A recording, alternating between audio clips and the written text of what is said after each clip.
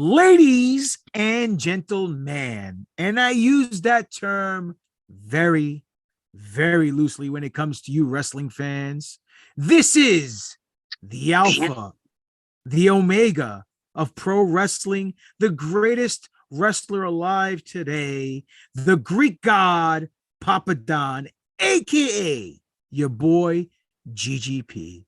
And I am drinking my delightful alcoholic beverage with my boy Mo, because we're drinking at Mo's and you're not invited.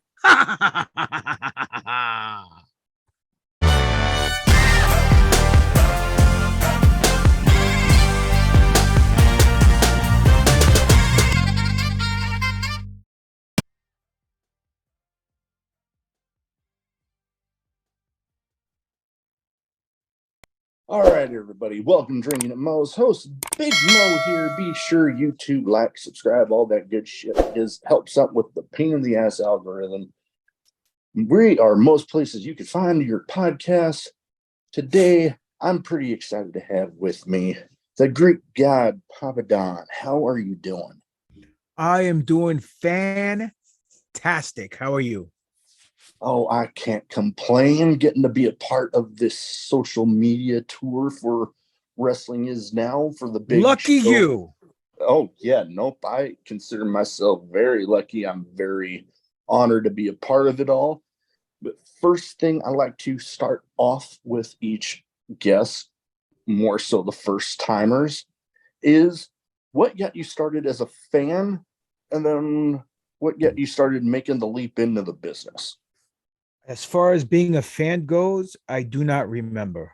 I don't remember my first wrestling match that I saw. I don't remember why I fell in love with professional wrestling. All I know is that one day I was a fan, little Hulkamaniac. But more importantly, I was a diehard NWA fan, Jim Crockett Promotions. Used to watch it on the Superstation. Every Saturday, 6:05. The reason I became a pro wrestler is because I saw a TV match on NWA Power Pro here in New York and WPIX 11, which is the CW now. It was Flair versus Sting in just a TV match. And I saw Sting and I marked out huge. I went, damn, I want to be a wrestler. I want to be like Sting. And then maybe months later, I watched the show again. And it was Sting versus Mike Rotunda, aka IRS, for the NWA TV Championship when Mike Rotunda was in the Varsity Club, and you had to beat him within under 10 minutes, something like that. And if you can't beat him under a certain amount of time, you don't become the champ. He retains the title, and Sting won the title and a $15,000 cash bounty that was in a little money bag. And I marked out huge. Ran up to my mom. She was washing dishes at the time. We were living in Jackson Heights. And she was like, I said, Mom, I know what I want to be when I grow up. She had a big smile on her face. Maybe I'll say doctor, lawyer, I'm a pro wrestler. She's like, she looked at me with some disgust. She's like, go play with your toys. And I felt like Ralphie from Christmas Story. You shoot your eye out, kid, But yeah, no, I can understand that for sure. Now, why did I become a professional wrestler? I lost a bet. No, I'm kidding. I didn't want to live with regret, man. Long story short, I come from a Greek family. It's not a gimmick. It's legit. I speak it. I read it. I write it. I'm 100% Greek, even though people say I look Italian or Puerto Rican, mainly Puerto Rican. It's okay. I take it as a compliment. But I'm better than Puerto Ricans because I'm Greek. So point being is that I wanted to go to school to draw. I'm a big comic book guy, big sports guy, big Star Wars geek. I'm a Star Wars geek. I'm wearing my Bad Batch t-shirt right now, Clone Force 99. Okay. As you can see, episode 3 is right there. McFarlane Spider-Man's right there. Thing is over there. All these Mandalorians over here. Anyway, point being is I wanted to work for Marvel or DC to draw comic books because I'm a very good artist, for what I've been told. My father being an old school Greek, straight off the boat, told me, you're going to be doctor or lawyer, or I throw you out of the house. So being the scared little kid, I just didn't follow my dreams to become a comic book artist. Went to school. Was never really good in sciences. Don't like it. Always good in math. I mean, we invented it, the Greeks. So got my degree in accounting. And then after I graduated Queens College, I said, you know what? I don't want to freaking live with regret. I always wanted to be a pro wrestler as well. So I looked for the Killer Kowalski School. Couldn't find it. The internet was not what it was today because this was in the mid 90s. But I found a magazine, a Pro Wrestling Illustrated magazine called The Guide to the Independents. I'm like, what the hell are the independents? All I know was AWA, NWA, WWF. And then ECW was coming up at the time. And that's all I knew. So I look in the book and I see all these independent companies throughout the country. And I'm like, holy cow. And I found the Long Island Wrestling Federation, which happened to be in Queens, New York, which later, a month later or 2 months later, moved to Brooklyn, New York, in East New York, at 920 Jamaica Avenue, aka the Doghouse. Bobby Lombardi had the LIWF, and I went there. I got trained by Homicide, started in June of 99, had my first pro match July 99. So after a month of training, I had my first pro match, and here I am. This July, it'll be 24 years I've been wrestling. That is awesome. I know I've heard about not wanting to live with regrets, and I think I might be misquoting this here, but it's almost like when you're on your deathbed, you don't want to be like, I wish I did that, and more like, damn, I did that. Exactly. No, definitely. And bring up Greece. This was a while ago, but I've actually spent a little bit of time in Greece, in Athens. It was like right before the last Summer Olympics they had there. Like, my group that I went with was some of the last ones to go through the old airport. They turned the runway of the airport into where they did the rowing events, I believe it was. Okay. So I have some fond memories of there. How long were you in Greece for? Oh boy, I'm wanting to say the entire trip, because we went over to Italy too. The entire trip was, I'm wanting to say, a couple weeks, and at least a week of that was in Greece. How's your ass? Got him. I'm kidding. No, the flight was probably the longest one I've ever been on in my life. Gotcha. To get over there. So it's worth it though. Oh, totally. And then you bring up, independence. I didn't actually get started on independent wrestling until I was in the Navy down in San Diego. And there was a now defunct promotion, New Wave Pro, not the one in Indiana. And then there's one that's still going, SoCal Pro, that they're still going strong. And I believe you've had some matches with one of my best friends down there for a promotion. Hold on, before you go on, thank you for your service. I appreciate it. Thank you. It was honor of a lifetime. I remembered, actually, he actually brought this up to me when I told him that I was going to be talking to you for a promotion, AWS, Alternative Wrestling Show. No, Alternative Wrestling Syndicate. Syndicate. Yes, Bart's promotion. Bart's promotion, yep. And it was one time he had a match, I believe it was a multi-person tag match with, like I said, one of my best friends, SoCal Crazy down there. And I want to say Willie Mack and some other guys were in there. Okay, yeah, I know SoCal Crazy. He's a good guy. Oh, yeah, no, one of, like a brother to me. And he actually had a cancer benefit show like a couple months ago. It wasn't all that long ago. And he actually dedicated it, like a double dedication, to my wife and I. We had twin girls that were born premature, and they didn't make it more than like a week. I'm sorry. It's coming up on Mother's and Father's Day. It's rough. It is. But he dedicated the show in part to them, so I got nothing but love for him. And then I was looking up and doing some research. You also had a handful of matches throughout the years for Ring of Honor before they got bought out by Tony Khan. Yeah. I've wrestled everywhere, man. You have. I've wrestled for TNA when they were in Nashville, when I was in a tag team called The Solution. Rest in peace, my brother Havoc. I love you. I've wrestled for Ring of Honor multiple times. I've even wrestled in Madison Square Garden before Raw went live for WWE versus the Briscoe brothers. God rest, Jay Briscoe. He's also was a great guy.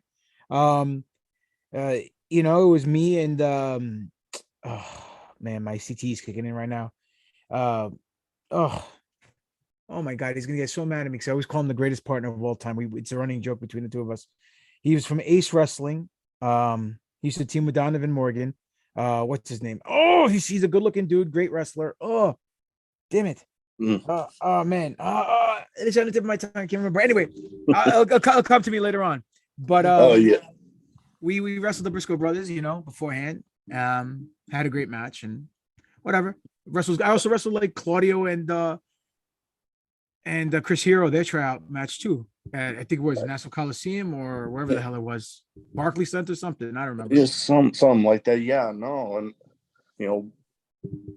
all great stuff. But we are here for. We mentioned at the beginning, Wrestling Is Now. They got a big show coming up May 18th, and it's going to be epic. I mean, they got some classic matches going on, and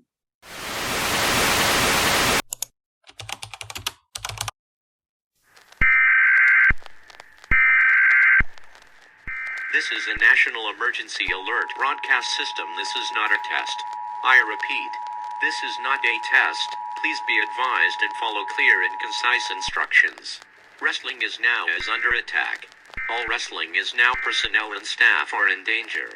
Please keep your windows closed and doors locked until further notice. We urge everyone to remain vigilant and report any suspicious activity to the authorities immediately. Please remain calm. Stay safe, stay alert. The end of the world is coming.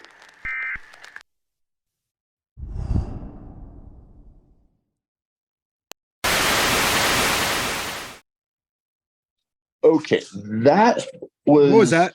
I have no idea. I've never had that issue before. Like, just all of a sudden, some weird video talking about freaking end of the world or something. I don't know. What was it? Was it an advertisement for marriage? What was it? But I have no idea. This is a first for me. I've never had this happen on any of my episodes before. I bet you say that to all the Greek wrestlers. I swear I've never done this before. I'm not that type of guy. But no, literally, I'm confused. Like, how the hell?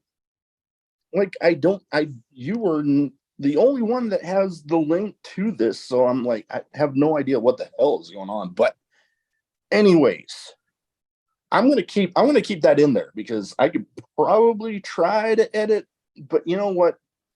I think whoever's gonna end up watching this needs to see this because that was some weird shit. To say the least, yeah.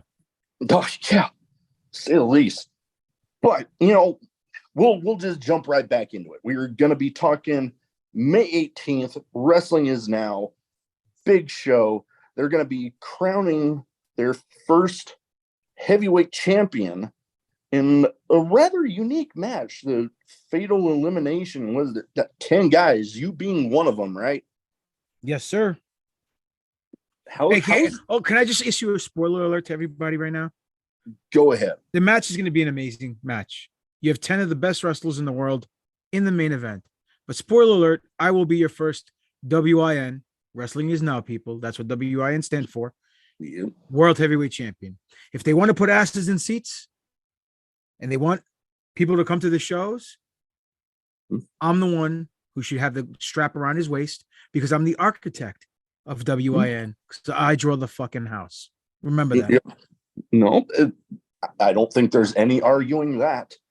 But let's kind of go over a little bit of this fatal elimination match. 10 guys. You can from what I've read of the rules, 10 guys, you can tag in, dog's acting crazy, but you can tag in anybody. And then what was it? The last, I'm drawing a blank here, drawing a brain fart. The last four people go in, and then boom, they're fighting it out for the title. So me and three other sorry sacks of shit's going to be in the ring, and I'll have to break three other broken hearts and send them home crying. And I'll be standing victorious with the championship around my sexy Greek waist. Maybe I'll even have a gyro afterwards. Who knows? Hey, I've had some delicious ones, although I'll admit with the gyros, I remember when I had my first one over in Athens, I didn't want to have one over here for quite a while because I'm like, they aren't going to be anywhere. Are we still talking about gyros? We can. Okay. Anyway, how about those Knicks, huh? You know, I'll admit I have not paid too much attention to the NBA in quite a while. I don't know why. It's okay. You're not missing anything. Bunch of prima donnas. That's it. No, definitely nowadays a bit softer than back in the days of like MJ, Ewing, Shaq, Bird, Magic, the legends. Magic. Yes, I get it. Totally. But going back to the show May 18th, what are some of the other matches you're looking forward to watching? Like, I know you're more concentrated on, the fatal elimination match, winning that Wrestling Is Now championship. But is there any other matches on that card that you are looking forward to? Of course. When I debuted the last show at Wynn's last show in Jersey, I looked around the locker room and I took a minute and I looked around all the faces, both old and new. And I didn't see cliquish individuals sitting with people amongst their own age groups or friends sitting here, another group of friends sitting there, and groups not interacting with each other. It was like a family, meaning that everybody in the locker room was looking to help everybody out, from the veterans to the newbies and everywhere in between. I am really looking forward to the matches with the new Backstreet Boys because they have Johnny Cashmere in their corner. And that gentleman knows a thing or two about tag team wrestling. That he does. I always look forward to the SAT match because they are the fathers of the style of today, which is the reason why I am in Wynn to correct that style, and I'm declaring war on that style. So everything the SAT does or do in their match, I advise kids not to do, because there's no reason to be doing all that crazy hijinks and nonsense and spot monkey stuff. And, here I come on you and flippity do that over here and flippity do that over there. When a good punch in the throat does the same exact thing. And then you could still win a match. So point being is, look, vanilla, chocolate, strawberry, everybody has their own flavor of wrestling. Yeah. My flavor, the flavor that draws, the flavor that puts asses in seats. It's a known fact. It is the old school, hybrid, vintage, realistic, non-leg slapping style of professional wrestling. Now, can I do a 450 or a flippity do that here? That of course I can. Why can't I? I'm very athletic. I've done it before in the past during training sessions at various schools that I've trained at in my career and still train at today. Do I choose to do it? No, because I don't care about a flippity thing off the top rope. Because once the fans seen it, they'll pop for it. The 10th time they've seen it, they're not popping as loud for it because they've seen it 10 other times. And wrestling fans are the worst fans in the world, alongside Star Wars fans. And I'll go to my grave saying that. So point being is, I don't do it for them. I don't put on my matches to entertain the fans. I do it to get the winner's purse. I get it to do to get into the main event and get the bigger paychecks and get the championship gold and get the championship purse at the end of the night. Why? Because it's a wrestling business. It's not a wrestling social club like some of these younger kids They come into the locker room. Excuse me, sir. Can you watch my match? Sure, kid. You watch the match. He comes in the back. What did you think? Well, kid, you did this okay. This, that, and the other. Don't do again. Why did you slap your leg? Why did you start over here and end up over here with ass backwards? This, that, and the other. I give him my criticism. But that one other good thing I did, right? I did that. That was good, right? Oh, so that's what it is. You don't want to get better. You just wasted my time. I should punch you in the throat because my time is worth money. You just want to have me sit here and stroke your ego and tell you how good you think you are when you're not. And that is a generation we're dealing with, a bunch of soft ass snowflakes who are worried about likes and approval on social media instead of making an emotional connection with the fans and getting themselves over, but most importantly, getting their match and their opponents over first. They're too busy worrying about slapping their legs, worrying about doing some new cool move, worrying about wearing sneakers and kick pads instead of the proper wrestling attire like wrestling boots and trunks or tights and looking the part. They come out here, they wrestle, they bust each other open, they kill each other with all these crazy moves, and then they go on social media. It was an honor to wrestle you. I would love to do it again. Oh, please, let me hold your hand. We can sing Kumbaya. Shut the hell up, sunshine. This is pro wrestling, the sport of kings. My people, the Greeks, invented it, and because this style of today is ruining the business, I'm here to save it. And as you can see, I don't know, were you at the last Win show in Jersey? No, I mean, me being from Omaha, Nebraska, I don't get out that way. That's not an excuse. That's not an excuse. I wasn't there in person. Point being is, I was like Jesus Christ that night. Why? Because by the time I went out, the crowd has seen everything under the sun, and they were dead. And like Jesus Christ, I raised the dead like Lazarus and brought them on their feet on the edge of their chairs.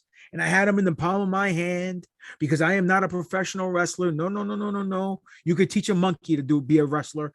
I am a worker. I make an emotional connection with the fans. I get them invested and emotionally attached to the story that I'm telling them within the time frame in the squared circle. And at the end of the night, they always go home remembering Greek god Papadon, win, lose, or draw. 99% of the time, it's a win. Speaking the win, I'll be your first win champion. Thank you. We'll put that right in the book. I am marking it down. Papadon, first champ. I don't think there's really any way around that one. But now I have two categories that I have in my show that I like to do with each guest. First is a bit of a name game where I name off some people that you've shared a ring with, or at the very least shared a locker room with at some point. And you give me your first thoughts on each person. Okay. First one, we kind of talked a little bit about them just now, the SATs. Amigos. They were actually my first ever episode I did over Zoom. Reached out to them after they liked a tweet of mine on the New Age Punisher B-Boy. I know B-Boy. Oh, him and I danced and partied many times. Shout out to Benny. Oh yeah, my first ever piece of independent wrestling merchandise was one of his shirts.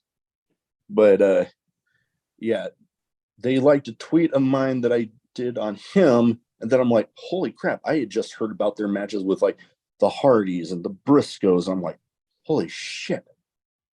Reached out thinking, in my head, this was like right around the time that I started this podcast, and thinking, this might be a long shot, but here, let's see if it sticks. And boom, here we are. So one of those things, kind of taking a bet on yourself and seeing how it goes. And for me, it's seeming to pay off. Well, they're great guests to have on because, number one, they're great wrestlers. So I can't take that away from them. They're very innovative. They are very innovative. And when they say that they have contributed to this business in more way than one, and a lot of people have stolen a lot of their stuff, they're very true in their statement. I can't take that away from them either. But Oh, yeah. they are the reason we are in the pickle where we are today with professional wrestling. And it's time for a course correct. And they will get course corrected courtesy of GGP. And the other thing I was thinking about with them is I've seen so many times people doing one of their most famous moves, the Spanish Fly, and I'll message them, I'll tweet them right after I'm would be like, you did it better. Next up, a guy that I don't believe I've ever got to actually see live, but I am a huge fan of his, Willie Mack. Willie Mack. Amazing. Am I supposed to do one words or is it just you can like a sentence or two? Great guy, great opponent. Him and I have great chemistry. Every time we stepped in that ring, we stole the show. And he's very talented for a man his size. Oh, yeah. No, but he's definitely one of those that you can put in that group of big men that you wouldn't think would be able to move in the way that he does.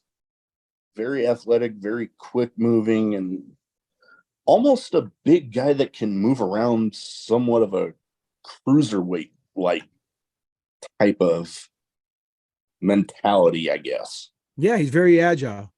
Definitely. Next one that I don't know if I was expecting to find this guy on a list, but hell, I found him doing his thing on NXT right now, Joe Gacy. I love Gacy. Gacy's very, very talented. Him and I had some battles, and him and I, when I say battles, they were hard tested fights, but I enjoyed every minute of it. There was one night, and I'm not scared. I'm not scared. I'm not ashamed to admit it. He carried me one night.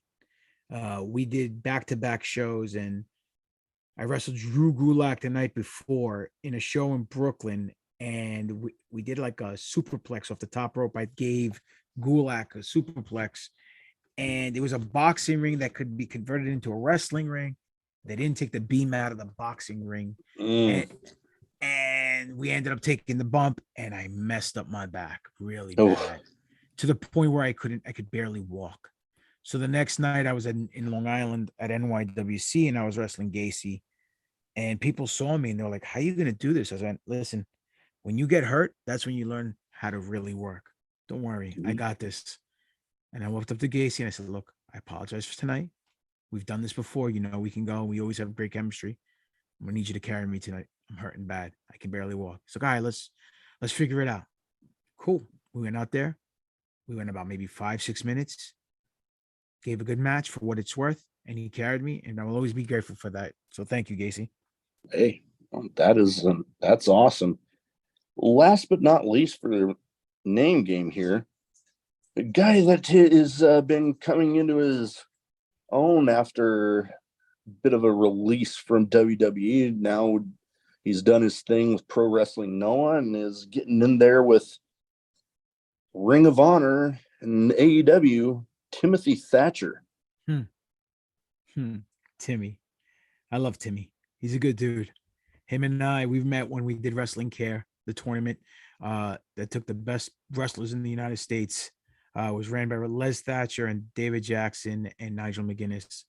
And we met then and we hit it off. We only wrestled once in the 3-way at CZW. It was him, myself, and damn it, here we go with the CTE again. He was refereeing WWE. It was for Best of the Best. He won it that year. Oh, Drake Younger. Yes, Drake Younger. There we go. Thank you. And we had a great match. There's a clip of it online where him and I are going euro for euro, trade for tit for tat. Missed opportunity with him only because I was supposed to wrestle him in California. For AWS. And maybe 2 months prior, I was at the gym lifting, and I went to get up off the bench, and something popped in my knee. And then when I found out, I tore my meniscus. And I called up Bart. I said, Bart, don't buy the plane ticket. You're telling me I'm gonna have to miss like 3 months. I don't know if I'm gonna be able to do the show, and I don't want you to miss, lose the money. He goes, all right, thanks for telling me. He goes, we'll get the match back. Don't worry. I was like, all right, cool. So it never happened, and kind of regret it because I got the surgery done. They cleaned up the meniscus. It was real minor. Same day I was walking. A week later, I was on the treadmill, no problem. So it's like, God damn it, I could have done the match. You know what I mean? But hindsight, right? You listen to the doctors, goes to show you those doctors don't know what they're talking about. Anyway, so yeah, missed opportunity. I would love to dance with Tim Thatcher one-on-one again. Hey, now that I don't believe any of the places that he's working now have exclusivity in their contracts, hey, maybe it can happen. Who knows? Maybe he'll come to win, and after I win the championship, I'll wrestle for him for the title. Hey, that would be a hell of a match right there. Before we move on, I have a random question category, but before we get into that, those that watch the YouTube version here, I have been noticing you pointed out, the Star Wars, the Marvel, and I'm seeing, quite a nice little collection, including some wrestling figures there. I got a little bit of a collection myself, including a handful of signed stuff from guys like Keith Lee, Swerve, I want to say Kushida. I got some good ones. What would you say you have any favorite items in your collections right there? I don't have much wrestling stuff at all. I only have a couple of custom figures that people made of me and gave me as a gift. Hold on a second. 37, you could find this guy 37 Custom Toys. Made this Papadon figure right here.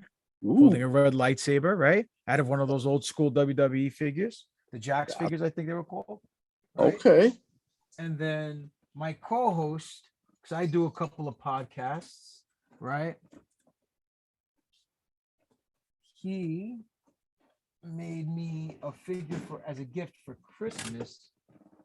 He made this illustrious GGP figure along with the box and all this stuff. And nice. His name is Alex Arroyo, aka Dr. Destroyo. He's big into figure collecting and customizing. And then another wrestler by the name of Boo Sullivan or Bo Sullivan, whichever persona. He goes David Lopez. He has his custom figures, and he made this as a gift for me. I was seeing the shadow box. There. Yeah. So that's all I have as far as wrestling goes, figure wise. I never got into the wrestling figure. I mean, when I was a kid, I played with them, the LJN figures and whatever. But this is only a corner of my man cave. Yeah. My entire man cave. I maybe have 10. What are they called? Detloaf, IKEA glass. Yeah. Right. All full of like sideshow and gentle giant statues of Star Wars and Batman and Spider-Man and Marvel and X-Men. I'm just a big geek. No, I can't blame you. I have a little bit when it comes to Marvel and stuff. I have more of the Funko Pops of those, and I have some going. I have a signed Jason David Frank Green Ranger Funko Pop. Nice. Like that I actually got to meet him. Coincidentally, it was only like a couple months before he unfortunately took his own life, which that was a shock when I found that out, realizing, holy crap, I just met the guy. And just, actually this Saturday, free comic book day at Krypton Comics here in Omaha. They're having Jim Shooter, who used to be Valiant Comics. Yes. Jim Shooter. They're having him there, and all the work that he's done, with Marvel, DC, and all over the comic book spectrum. I'm taking in one of my Marvel Funkos that I know he did some work on some of the characters. So I'm trying to pick out which one of the characters I want to bring in. So That'll be interesting. That'll only be my second signed Funko. I have a handful of others from like wrestling, Marvel, DC. I got a handful of Ninja Turtle ones. When I was growing up, it was wrestling and Ninja Turtles for me. So Nice. Got a little budding Ninja Turtle collection getting back up there. But I was like, with each of my guests, I like to come up with something to talk about that's a bit outside of the wrestling spectrum. And I figured some of your collections there, I have a few in there. My wife, not so much a fan of the comic book movies or the Star Wars, but me, I'm a fan of both. Well, listen, maybe if that's the case, we'll have you on my podcast too. I do a podcast called the New Force Order, right? The NFO. It's basically the NWO logo, and we took out the W, put it an F. It's on Spotify and all the other platforms. It's myself, Dr. Arroyo, who made the figure, and a third member who comes in and on from time to time. He used to be every show, but he's just been jaded with Star Wars and what Kathleen Kennedy has done to it. Long story short, so his name is Spiro Antonopoulos. He's like the Sith of the show, the Sith Lord, we call him. But yeah, we do the New Force Order. So I want everyone listening to check it out. It's at NFO_podcast on Twitter, New Force Order on Instagram, official New Force Order on Facebook. We're actually going to record tomorrow night talking about all the news, rumors, and everything else in between about what's going on in Star Wars. We record it every week. I was part of a huge podcast. We've got shadow banned called The Conspiracy Horsemen. It was myself, Stevie Richards, Big Sal Graziano, and Ben Hamin, 4 pro wrestlers. We didn't talk a lick about pro wrestling. All we did was talking about conspiracy theories, always questioning narrative, and free thinking. And we had guests on from David Icke to Tim Alberino to guys in the UFO world that always you see on the I think his name was it Bill Burr? I think his last name was. He was always on the Ancient Aliens, talking about aliens and stuff like that. We had a bunch of guests on. We had John McAfee on twice before he quote unquote got killed. And then we had his wife on and all this other stuff. And we were picking up quite a following. We were on for like 3 years doing a good thing. And all of a sudden, man, the algorithm, and then we got thrown off of Twitch. We got thrown off of YouTube. We got thrown off of Vimeo. We got thrown off of Podbean, Spotify. Everything just shut the door on us one after another. So now we're trying to get back into it, the 4 of us, and trying to get everybody into the same mode we were mentally years ago when we were talking about all these things. So hopefully there'll be a reunion. If not, maybe it'll be just Ben Hamin and myself talking about again, conspiracy theories, free thoughts, stuff like that. Hey, that's called The Conspiracy Horsemen. You can look at prior episodes wherever they are, if they're still up. Definitely. And you brought up the Star Wars one. Yeah, I'd be honored to be on that sometime. Well, last but not least, I have that second category. Bit of a random question. I never, besides really the first question, I never know what I'm putting in until I'm putting my notes together. And you just give me first answer that pops into your head when you hear the question. Okay. First one, craziest in-match moment for you. Craziest in-match moment. I would say craziest as in scary. I was wrestling Tony Nese in a dog collar match at NYWC. And I was in the ring. He was out the ring on the floor and he was pulling the chain. And the collar just happened to hit me in the right artery. And I got knocked out. Oh. I came up. I was like, holy shit, where am I? I was dreaming. I thought my dad was calling me, right? And my dad's been passed away now for almost 13 years. So I thought it was weird. But then when I wake up, I'm in the ring. I'm like, what the fuck is going on? Oh shit, we're in a match. And I'm like, I tell Nese, I'm like, how long was I out for? He goes, what are you talking about? He goes, you were down for a couple of seconds. It felt like I was down for like a half hour, maybe like an hour. I didn't know, like mentally. So I got right back in the swing of things. So that was scary. And I crazy. can, I can imagine. Hard to beat that one. I know. Yeah.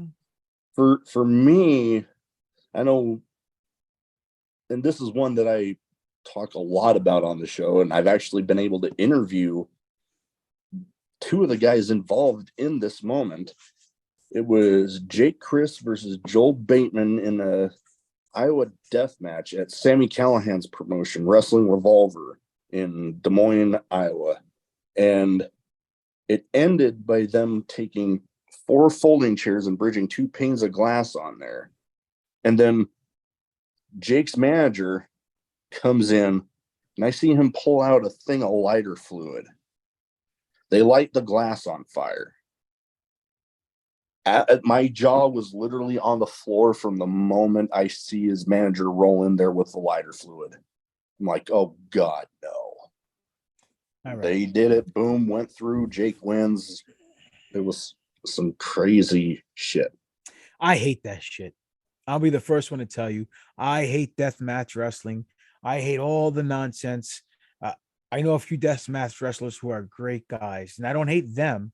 I just don't like that style of wrestling. Low Life Louis Ramos is my boy. I love that man, and it kills me to see that this is what he likes to do. Tremont, another nice guy that I know, who's a fucking sweetheart, and just drives me insane. What's the point? I just don't see the point. Like I said, wrestling fans are the worst. You cross a certain threshold with them, right? Yeah. Then it doesn't matter because they already seen it. The best analogy I tell people is like you got put through a table. The first time everyone goes ecstatic. The 10th time they don't care. So now you got to go through 2 tables. Now it's 3 tables. Now it's table on fire. Now it's tables wrapped in barbed wire, covered in dog shit. On fire. Hanging from a freaking seal. The goal line keeps going back and back and back and back, and it gets more ridiculous. And that's the problem. And this is what I mean about the style of today and these leg slappers, these citizens of Leg Slap City, which I've trademarked. Point being is they let the fans dictate the match and become the puppet masters, which is the cardinal sin of professional wrestling. We are the puppet masters. We go out there and tell a story and tell the fans how to feel, when to feel it. Okay. And we dictate that to them. We don't work for them. They applaud for us or they boo for us. It can't be the other way around. You can't go out there worrying about how many stars your match is going to get or how many likes your clip of your match is going to get on social media, or you're going to work for a chant. This is awesome. Clap, clap, clap. Fuck yourself. Clap, clap, clap. I don't care. I don't care for any of that nonsense. All I know is when I get in that ring, because I'm a ring general, I will be manipulating that crowd mentally, emotionally, physically, hell, even grammatically. They will be on the edge of their seats, writing punctual sentences correctly if they have to, because I know I can make them. And that's what wrestling is. It's an art form. No, it's an art form. And my only thing when it comes to, the star ratings or the likes and this and that, it's all subjective. One person could absolutely love something. Some absolute different person could absolutely hate it, and it's the same damn match. Yeah. So it's all subjective. Everything in this world is now subjective because you get the smallest minority of people in the demographic, and they make the loudest noise on Twitter or on social media because they have nothing better to do with their time. And then that perception becomes reality, and then people placate to them. And it had not only in wrestling, but in every faction of life. And we can go down this hole, but I don't really want to because it's going to end up becoming a podcast that's going to be talking about many different things. But that is true. That is true. We could definitely go down that rabbit hole, and it would be a whole nother episode. Put it this way, it'd be an impromptu Conspiracy Horseman podcast. And on top of that, the best analogy I can give you to pertain to this discussion point that we're having, if we take a child to the supermarket, may the child be a girl or boy, doesn't matter, age, let's say under 7 years old, and they want cookies. They want the Oreo double stuff, or they want the Chips Ahoy, or they want the Keebler Elf cookies, or whatever cookies they want. And you tell them no. and they throw a fit in the middle of the shopping aisle. Growing up, my parents would have backhanded me back to Athens or back to Greece, back to Corinthos, where my father's from, and no one would have looked twice. Everyone would be like, that kid probably deserved it. But nowadays, you yell at your kid at a certain tone. It's like the devil is here. It's ridiculous. And these little kids, they know this. They work the gimmick. And what do? All these parents don't want to deal with the headache, and they give in and they get their cookies. That's exactly the world that we live in today. Whether it's through a wrestling lens, political lens, religious lens, gender lens, any lens. Point being is that's what we have to deal with. And wrestling is a perfect example because, like you said, this guy did this crazy ass thing with a flaming glass plane and this, that. And I guarantee you, people popped in a hot minute, but the 10th time they've seen the same freaking clip over and over again, they don't have the same reaction. More importantly, who really remembers that? You do because you were there, but how many people were there? A couple of hundred, maybe 500, under 1,000. So is it really worth putting yourself through all that torture and chance of permanently injuring yourself for what? To please 1,000 fans that may not remember and not care because by the 10th time they've seen it, they're not going to care anymore because they've done seen it. It's not worth it. No, understandable. Again, that's just my opinion. No, I totally get you there. Next question I have. If you could pick somebody to play a movie about your life, who would you have playing you? Easy, Helen Keller. No, I'm kidding. That's a good question. I don't know. Who would be playing me?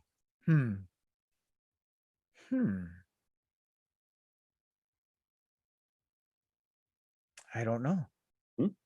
All right. No idea. I mean, name me some actors and maybe I'll agree to it. I don't know. I don't know. Hey, nothing wrong with that. Every now and then you get a stumper. Next up, I would feel weird if I didn't have this question on here with a name of the show like Drinkin' at Moe's. Favorite drink, whether alcoholic, non, or you can name one of each if you want. Okay. Non-alcoholic drink is black coffee. I am a coffee connoisseur. I drink way too much coffee. Caffeine has no effect on me. I also love drinking seltzer. I don't drink soda. That's toxic. It's pollution, if you ask me. Favorite alcoholic drink, I have two. One was my go-to for years, which is Grey Goose Seltzer or Tito's Seltzer or Kettle One Seltzer. I'm a vodka guy. So that's that. I got recently introduced to Moscow Mules, right? And when I'm telling you, this thing was refreshing. And the best word I could tell you is delightful. It was a delightful beverage to ingest, that to the point where I'm starting to drink them now more and more if I have a drink, because it puts me in my happy place. It sounds weird, but it's a nice, cold, refreshing drink, and that ginger beer just does it.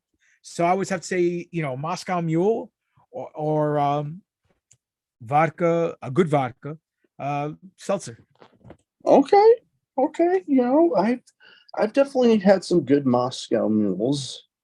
I know when it comes to hard liquor, I'm more between whiskey and tequila myself. I got although I do two brands of tequila that I love because they're so damn smooth. You put them in like a margarita, you can barely tell there's any damn alcohol in it.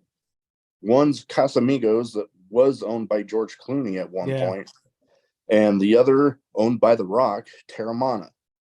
I heard good things about that.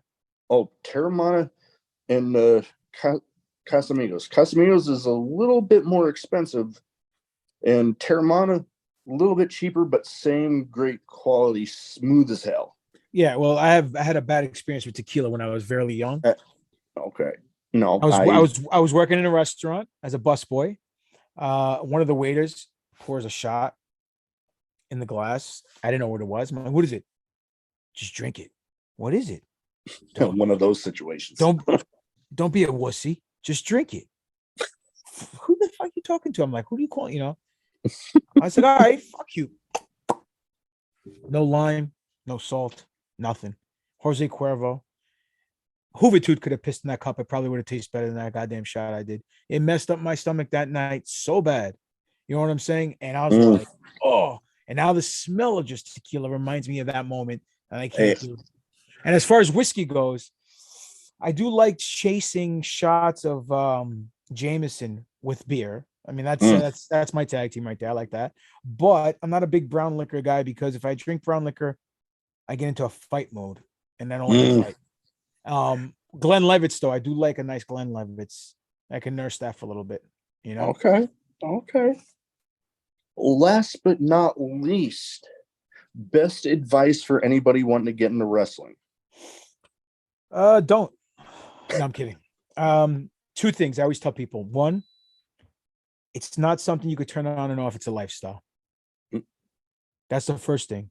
You got to become the part. You got to become a professional wrestler. You got to eat right. You got to work out. You got to look like an athlete. You got to learn the history of the business, right? A good salesman knows his product. You got to learn how to execute your bumps properly so you don't break your neck. You got to learn psychology. You need proper footwork. You got to realize it's not about you when you're in that ring. When you're in that ring, your job is to get the match/angle and opponent over first. That is your job. But at the same time, and in between time, you're getting yourself over while you're getting someone else over. And that's the magic. A lot of people can't do two things at once, right? That's why they have to memorize their match from A to Z. And it looks like shit when they forget a spot, like Bambi on ice. And they got that look in their eye. I always tell them, if you want to learn how the sausage is made, you're going to lose that magic of watching it as a fan. Like, I can't watch wrestling now as a fan, because I'll watch matches from like the 90s or the 80s that I came up as a fan. Now I watch them now and I'm like, oh, match wasn't as good as I remembered it was, because I know exactly what happened, whether it's a blown spot or whatever the case may be. So it's like you get to see where the train died. So I was like, if you're willing to sacrifice your fandom to become part of it, then go for it. But if you don't want to lose that thing that makes you happy to be a fan, don't do it. But if you are going to do it right. Keep your mouth shut, your ears open, listen, and never think you're too big for the business, because you're not. Wrestling's always going to be bigger than you. I tell kids all the time, someone tells you something, do it. Meaning that if someone says, hey kid, put on a hold a little tighter, or don't throw 4 punches or 3 punches in the corner and then Irish whip the guy from corner to corner, because you just punched him 3 times in the face and now he's running 16 or 18 or 20 feet from corner to corner. What does it make your punches? It makes your punches mean nothing. Less is more. And I tell that to kids all the time. And number one, I tell them all the time, don't slap your leg. I hate it. I hate it. Hate it, hate it, hate it, hate it, hate it, hate it, hate it. And, it drives me insane because it's always telegraphed. You can see it coming from a mile away when they're slapping their legs. And it doesn't make any sense. You're wearing knee pads or you're wearing kick pads, right? It's cloth hitting skin. It's not like a chop where it's skin on skin. You're going to hear that thump sound. So why are you slapping your leg to begin with? It's like you're pissing in the wind or banging with a condom. It makes no sense.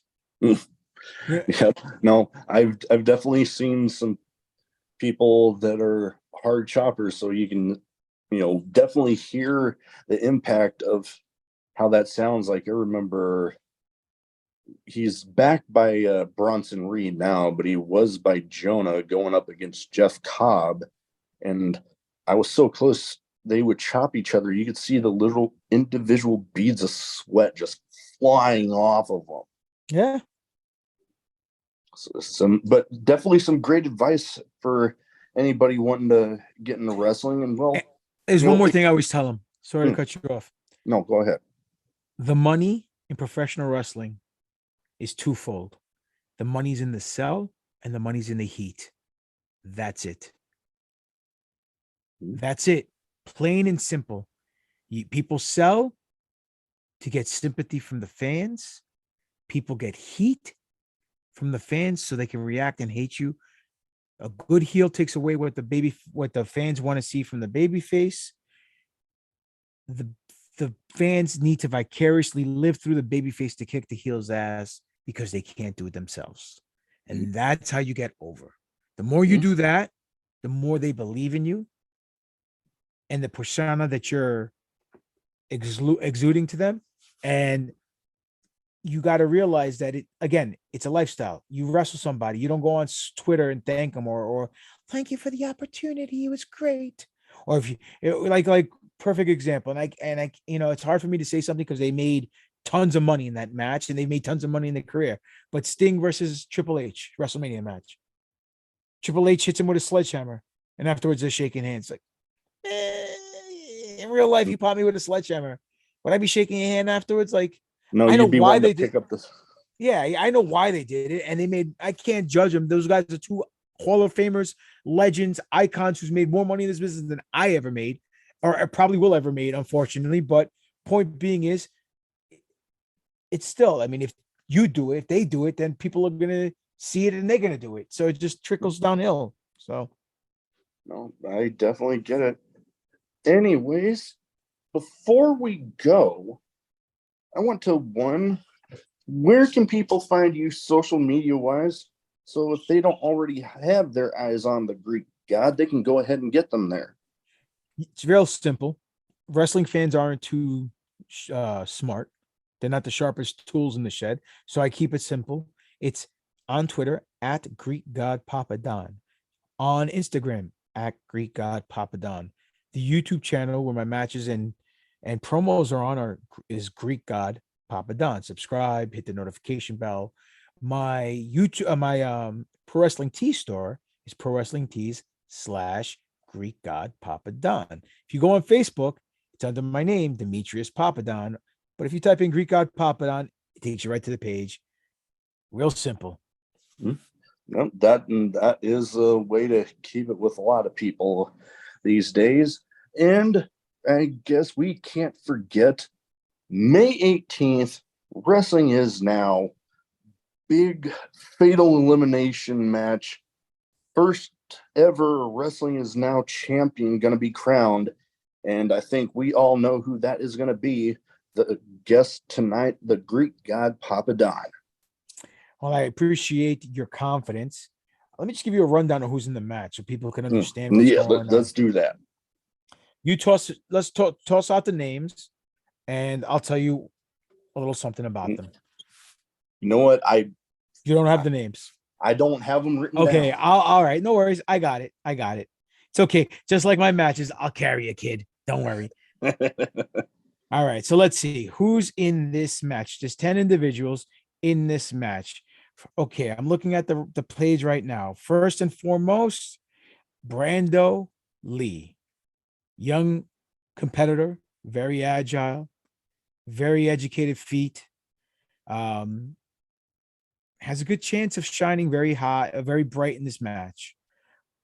Okay, then there's another guy, Sal Stavelli, another up and comer, young guy, very talented, hell of a super kick. He also has an opportunity to shine in this match. Everyone has an opportunity to shine. Okay, but these guys are they're very gifted. I'm not going to take that away from them. Then we have Dickie Rods. Dickie is a seasoned veteran, former champions in other promotions. Very old school, but knows what it does, knows what needs to get done in order to win a match. So he could be a sleeper in the match, meaning that people won't expect him to win, but he has the ability to do so. Then we have this other guy, Face. Not much is known about him, except he looks like a bootleg Psychosis. But I do know he's a talented up-and-coming kid. A lot of young guys in this match that are very talented. Really can't say much about this kid. I heard he's a little nuts. He doesn't like playing by the rules. So we got to keep an eye on that because, somebody's, when they don't have anything to lose, they're very dangerous. Yeah, that is true. Then you have PJ Savage, big brute. Guy's like a Bam Bam Bigelow type of guy. He's very agile for a guy his size. Then we have Hertz. Hurt Hetch. Oh, what the hell's his last name? I can't even pronounce it. The Shakespearean guy who hurts you. Or I'm sorry. He's a great wrestler, great performer, hell of a promo, very talented. Another sleeper in this match that may go a long way if need be. I don't know what he's doing with all these gimps and skulls, whatever he brings to the ring. But hey, to each their own. It's 2023. Who am I to judge? Then we have Ellis Taylor, right? Another young kid, great super kick, won a mega match the last win show. Then we have Chris Cage. Chris Cage. Him and I have a little bit of a history. This guy can cut one hell of a promo. He's a silver tongue. He probably has a happy wife at home, put it that way, the way he knows how to use that tongue. Or husband, not judging. But point being is, he's a very talented guy. He was in the ring with me at the last show. Of course, I whooped his ass from pillar to ring post and got the W with the simplest of ease, without even breaking a sweat. But it's okay. He's just another statistic on the scorecard of Papadon. But the kid does have a bright future if he keeps his head on straight, and could very well be the future of wrestling is now. But that only happens when I'm not in the picture. And since I am in the picture, he'll have to get in the back of the line with Rosa Parks and know his place and know his role. And last and not least is the cause of it all, Joey Conway. Former guest. Yes. Well, Joey Conway has a special place in my heart. My black heart. He is my Padawan. Many people don't know this. Him and I are very close friends. Him and I travel the roads many a times together. And he's been sitting under the learning tree of Papadon for a couple of years now. And he's grown as a performer and as a worker, not a wrestler. He's always a good wrestler, but now he's coming into his own skin as a worker. And he's hell of a talent. And this guy is GGP approved, stamped, whatever. But this is the wrestling business. Every man for himself in this match. And if it does come down to GGP and Joey Conway, he's not grabbing the stone out of my hand. And he's not overturning the master, because I have a few tricks that I don't teach anybody. He may know everything he knows, he may have learned from me, but he doesn't know everything that I know, as cliche as that sounds. No, I was actually just thinking of that. Okay, so I know you were. That's why I said it. See, that's how I know I'm a good worker. Yeah. Jedi mind trick like a motherfucker. But point being is, I do feel that Joey Conway exudes what it takes to be the face of a company. And by the slimmest margin percentage of error, if something happens, I slip on a banana peel that night and he actually wins the match, then Win will be in a good place. No, he'll be in a better place when I win. But let's face it, Macho Man, Mr. Perfect, my opinion, greatest IC champs. Mr. Perfect by an eyelash. Same equation, different variables here. Joey Conway, Papadon. Papadon, better champion by an eyelash. A couple more eyelashes, maybe a pubic hair or two. But regardless, I love the kid to death, and it is what it is. So I look forward to doing my best, and I know he'll be doing his best. And that alone, just the two of us alone, is worth the price of admission alone. So that is definitely true. That is definitely gonna be. Plus, you also got the wrestlers from Outlaw. It's a joint show. Yes, that it is. So we got Bull James. We got Crowbar, just to name a couple. I don't know who's from that roster is on this show, but my buddy Crowbar, timeless. The guy can go. He's a friend of mine, a fellow Star Wars geek. We talk all the time. Bull James, talented motherfucker. He can go, no problem. So it's gonna be one hell of a card. One hell of a card. That it is, and I look forward to seeing how it goes. Anyways, that is about all I have. We will have links to everything that you described there in the description of the episode. It will be out. Believe I have them scheduled for the 3rd. So everybody, I will have that posted as soon as we are done recording. So that way everybody can look forward to May 3rd, 5 p.m. Central, 6 p.m. Eastern, and whatever, the 3 p.m. Pacific. Time zones get weird. Anyways, that is about all I have. Thank you for taking the time to talk to me, and best of luck there with that show May 18th. Thank you. I don't need luck because luck is for losers, but I do appreciate the statement and the sentiment. And thank you for having me on. It's been a lot of fun talking, drinking at Moe's. Let's do this again sometime. Maybe when we do this next time, you'll see me with the strap either on my shoulder or on my waist, whatever the case may be. No, I would be honored to have that happen. Well, the honor is all yours there, Sunshine. Enjoy it.